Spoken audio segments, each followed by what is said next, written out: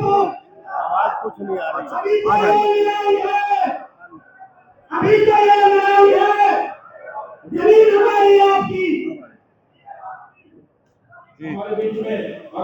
हमारा सवाल है कि आज हरियाणा के अंदर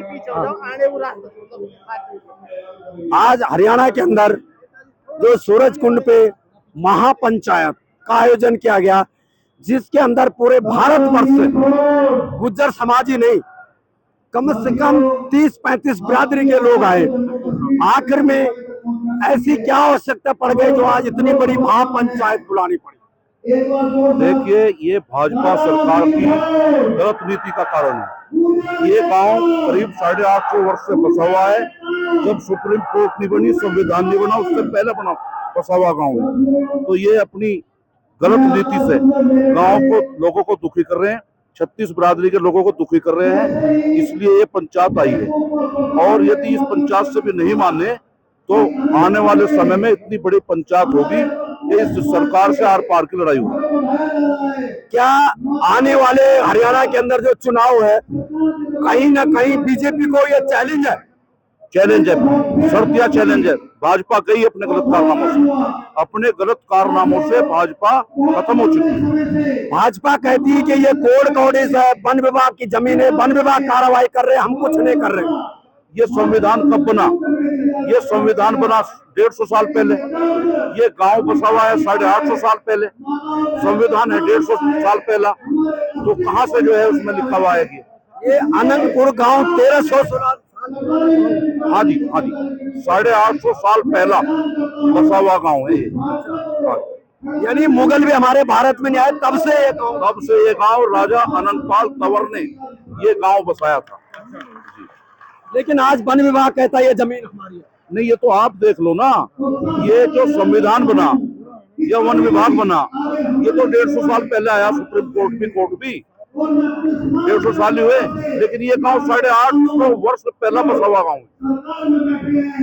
तो ये कैसे कह रहे हैं कि अवैध है? तो क्या अगर सरकार का ये बुलडोजर एक्शन नहीं रोका तो ये इसी तरह से महापंचायत में सरकार के विरुद्ध चलता नहीं। अब आगे जो है, जब ज्यादा आताताई हो जाती है ना, तो प्रजा हाथ में डंडा ले लेती है, लाठी ले लेती है। हाँ जी, फिर लाठियों से इसका मुकाबला होगा।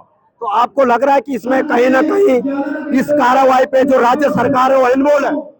बिल्कुल इन्वॉल्व है, 100% इन्वॉल्व है, 100% इन्वॉल्व है। ये भाजपा में जो कुछ लोग जो है ऐसा तांडव कर रहे हैं, कहीं जाटों से लड़ रहे हैं, कहीं गुजरों से लड़ रहे हैं, कई मुसलमानों से लड़ रहे हैं, कई ब्राह्मणों से लड़ रहे हैं, कई चौहानों से प्रजापति से लड़ रहे हैं। तो आपको क्या लग रहा है इस समय देश में जातिवाद फैला हुआ क्या लग रहा है आपको? भाई ने सारी कह दी बात। नहीं, ऐसा है, मसला ये है कि भाई ये जो लोग हैं बहुत पुराने बसे हुए हैं यहाँ पे, तो सरकार का काम बसाने का उजाड़ने की नहीं है। भाई सरकार ये जगह जगह बुलडोजर एक्शन को आपने नहीं, लोगों को बचाना चाहिए। सरकार का काम ये है, उजाड़ने का काम नहीं है। लोगों को सरकार का काम है बचाने। ये जो रवैया सरकार का चल रहा है। तो नमस्कार, हम और लोगों से बात करेंगे। यहाँ पे बहुत सारे यहाँ पे लोग हैं, आइए कुछ महिलाओं से। सर नमस्कार, बहुत बहुत धन्यवाद आपका। आखिर में आज इतनी बड़ी महापंचायत जिसके अंदर पूरे भारत वर्ष से आज यहाँ लोग आए हुए हैं, हमने सोचा भी नहीं था इस पंचायत में इतने लोग पहुंचे। जो ये 1300 साल पुराने 50-50 साल पुराने कॉलोनी को ध्वस्त किया जा रहा, क्या आप इसकी लड़ाई लड़ रहे हैं? बहुत बड़ी लड़ाई लड़ी जाएगी। ये अपने वजूद की, अपने अस्तित्व की, अपने इतिहास को बचाने की लड़ाई लड़ी जाएगी। ये गांव नहीं है, ये हमारी ऐतिहासिक विरासत है। इसके लिए हम कुछ भी कर गुजरने को तैयार हैं, कुछ भी। यानी अपनी जो विरासत है, वन विभाग कह रहा है कि ये हमारी जमीन है 1300 साल बाद। आपको क्या लग रहा है? गलत, ये सरकार गलत कर रही है। इस सरकार को अंजाम भुगतना पड़ेगा। तो सरकार कहती है कि ये कार्रवाई कोर्ट के आधार पर हो रहा, हम इसमें कुछ नहीं कर रहे। क्यों, ऐसा क्यों? वो भी गलत। सुप्रीम कोर्ट के कानून को केंद्र सरकार कानून बढ़ा के वापिस कर सकती है। अच्छा, ये सबको मालूम है। आपको क्या लग रहा है सरकार की कोड के आधार पर ये कार्रवाई कर रही है? सरकार के आधार पर सारी कार्रवाई है। सरकार हमें हमारे वजूद को, गुर्जर समाज के वजूद को खत्म करना चाहती है।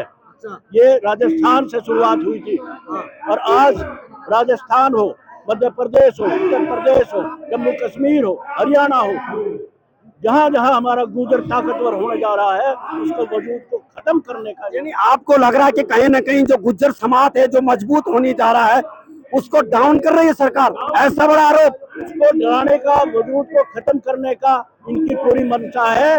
लेकिन आज इस पंचायत के बाद वो उनकी मकसद पूरा नहीं होने का आज यहाँ पूरा ऐलान होगा।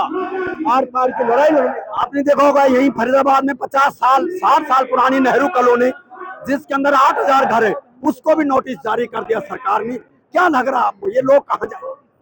कहीं नहीं, यहीं रहेंगे खूंटा गाड़ के। पूरा देश का गुर्जर भी यहीं आके बस जाएगा।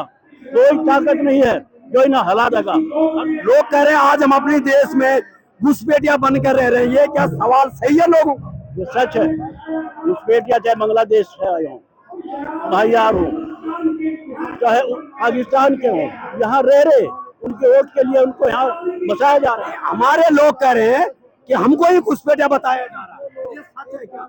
गलत है। हम घुसपैठिया नहीं है। हमने देश के लिए बलिदान दिया है, मुगलों से लड़े, अंग्रेजों से लड़े, इतिहास गवाह है।